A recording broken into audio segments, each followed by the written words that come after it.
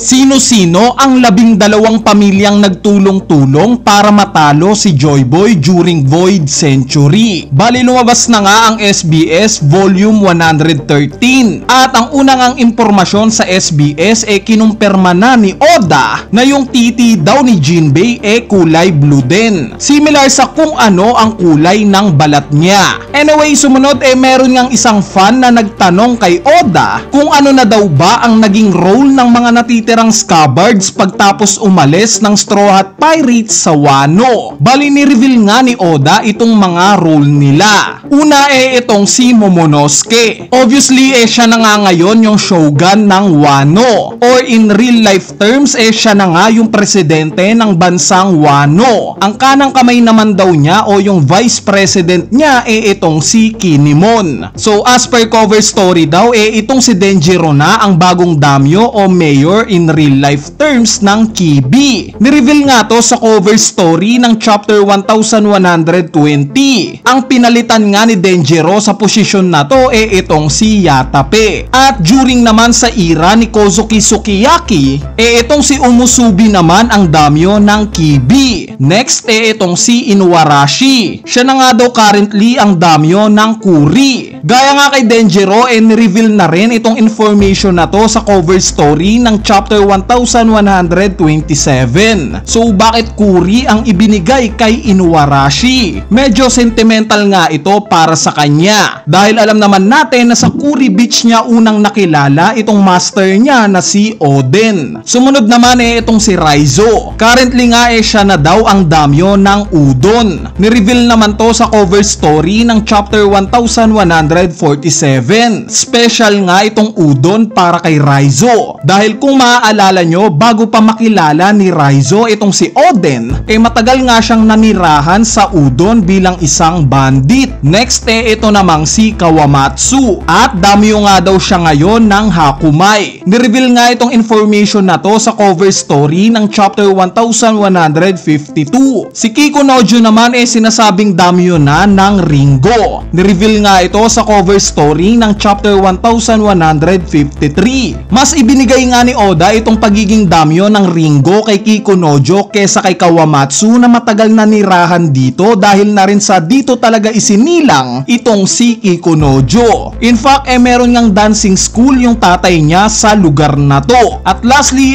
itong si Nekomamushi na sinasabing tinake over daw yung posisyon ng pagiging Yakuza boss sa Flower Capital.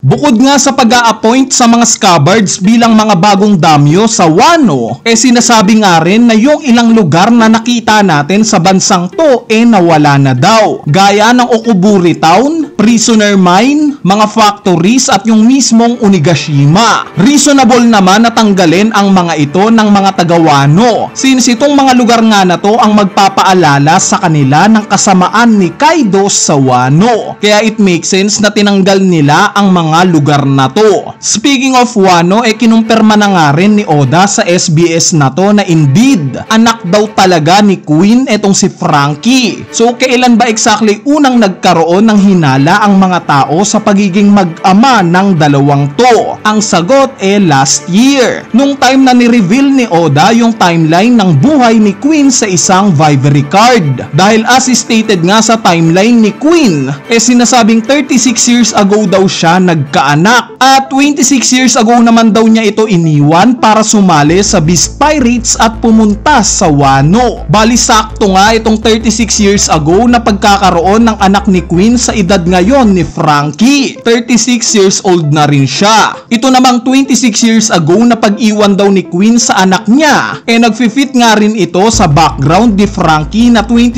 years ago rin iniwan daw siya ng pamilya niya. Idagdag mo pa nga yung mga clue gaya ng nakita nating barko ni Franky na sobrang kamukha ng barko ng Mads, which is alam naman nating miyembro si Queen ng grupo na to. Itong koneksyon ni Oden kay Franky sa flashback niya, which is nasa Wano na nga nung time na to si Queen. Itong cover page ng volume 39 at volume 93, itong parehas nilang hilig sa pagsasayaw at itong parehas nilang pagiging scientist. Kaya naman no doubt na talagang mag-ama ang dalawang to.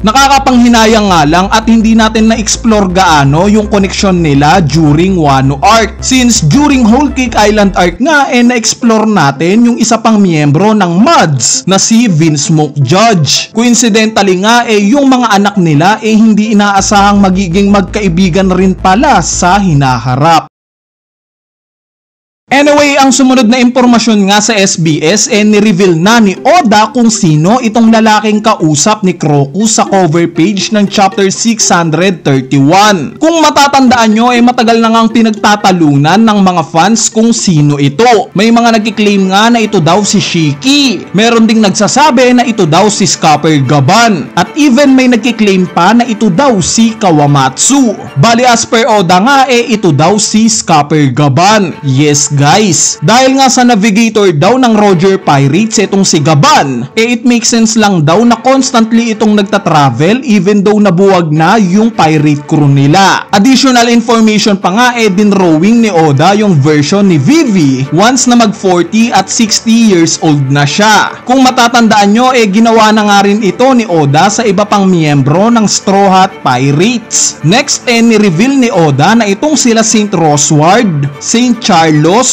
at Saint Sharia miyembro daw ng Rosward family. Meaning yung totoong pangalan daw ni Saint Rosward Rosward. Medyo idiot nga daw yung mga magulang ni Rosward sa pagbibigay nila ng ganitong klase ng pangalan sa kanya. Bali dahil nga sa revelation na to officially nang merong 14 na pamilyang nire-reveal na miyembro ng world government. Kung matatandaan nyo 20 nga silang lahat. 20 na pamilyang umalyansa kay Imsama para matalo si Joy Boy. Pero yung isang pamilya nga ni-refuse yung paglipat sa Merijoa, which is itong Nefertari family. Bukod nga sa Nefertari ni-reveal na rin itong ni Rona na nabanggit ni Ivankov, itong Don Quixote na kilala naman na natin, itong Rosward na kaka-reveal lang sa current SBS, itong Shepherd family sa pangunguna nila Gorosei Jupiter at Summers, Marcus family sa pangunguna ni Gorosei Mars, Ethan Baron family sa pangunguna naman ni Gorosei Nasujuro, itong Topman family ni Gorosei Mercury, itong J. Garcia family ni Gorosei Saturn, Figarland family na bidang-bida sa flashback ng God Valley, Manmeyer family ni Ganku, Rimoshifu family ni Saint Gillingham, Satchel's family na itong kaka-reveal lang na si Saint Maffy, at itong Bavet family na nabanggit in chapter 1160. Meaning 6 na lang at makukumpleto na natin kung sino itong 20 pamilyang kumalaban kay Joy Boy 800 years ago during Void Century. At lastly, ang huling impormasyon nga sa SBS kinumpirma na ni Oda na indeed tumatai daw si Zunisha. Anyway, ayan na nga yung mga impormasyon sa latest SBS. At sana na-enjoy nyo. Kung trip nyo nga ang balikan at panoorin yung mga nagdaang SBS simula volume 100, meron nga tayong dedicated playlist para dito. Ilalagay ko na lang yung link sa comment section sa ibaba kung trip nyong balikan. So yun lang, peace!